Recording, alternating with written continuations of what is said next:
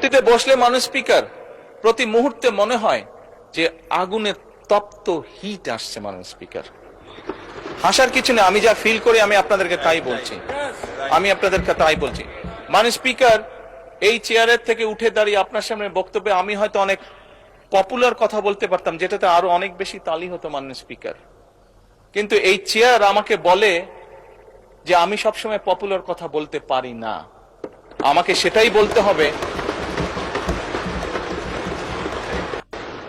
মাননীয় স্পিকার, একজন রাজনীতিবিদ হিসাবে আমারও তো ইচ্ছা করে পপুলার কথা বলতে, যাতে জোরে জোরে তালি পাই, কিন্তু এই চেয়ার প্রতি মুহূর্তে আমাকে স্মরণ করে দেয়, no, you have to take the right decision, not the popular decision.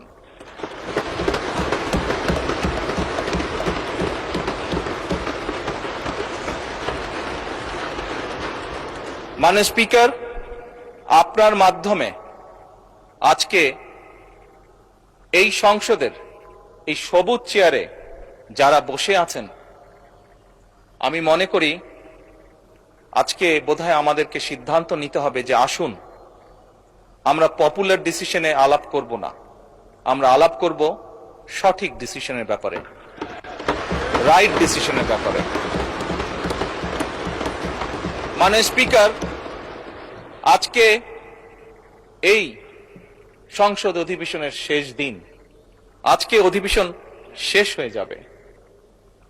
আমার সংসদ নেতা হিসেবে আমার দলের সদস্যদের কাছে, বিরোধী দলীয় বন্ধুদের কাছে, সহকর্মীদের কাছে, সদস্যদের কাছে আমার অনুরোধ থাকবে যে আসুন আগামী অধিবেশন যেটি শুরু হবে সেখানে আমরা আলোচনা করব আমরা কত দ্রুত দেশে বিদ্যুতের সমস্যার সমাধান করতে পারি।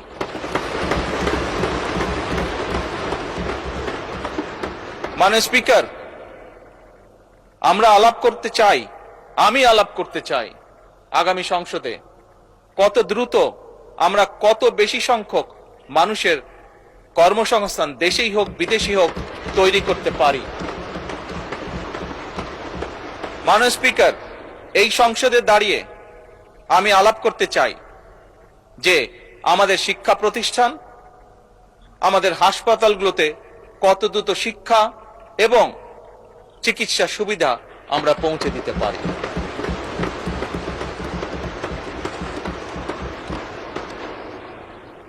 মাননীয় স্পিকার, দিনের কার্যবিধিতে আপনি যখন শুরু করেন, বিভিন্ন সময় বিভিন্ন সংসদ সদস্য বলে উঠেন তার এলাকায় রাস্তা লাগবে, তার এলাকায় ব্রিজ লাগবে, কারো এলাকায় কালভার্ট লাগবে। স্বয়ং বিরোধী দলের নেতা ওনার এলাকার সমস্যার কথা বলেছেন।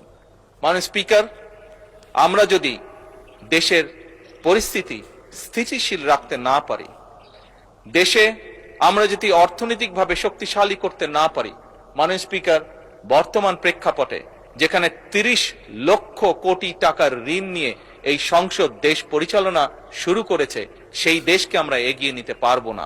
আমরা যদি একটি স্টেবল গভর্নমেন্ট রাখি, আমরা যদি একটি স্টেবল পার্লামেন্ট এনশিওর করতে না পারি, মাননীয় স্পিকার, আমরা কোনোভাবেই এই দেশকে সামনে নিয়ে যেতে পারবো না। মাননীয় স্পিকার, এই দেশকে যদি সামনে নিতে হয় তাহলে অবশ্যই আমাদের উভয় পক্ষকে একসাথে কাজ করতে হবে। ভাই, এখন তো বুঝতে পারছেন প্রধানমন্ত্রী কেন চুপ থাকেন। আসলে সব সময় চিল্লে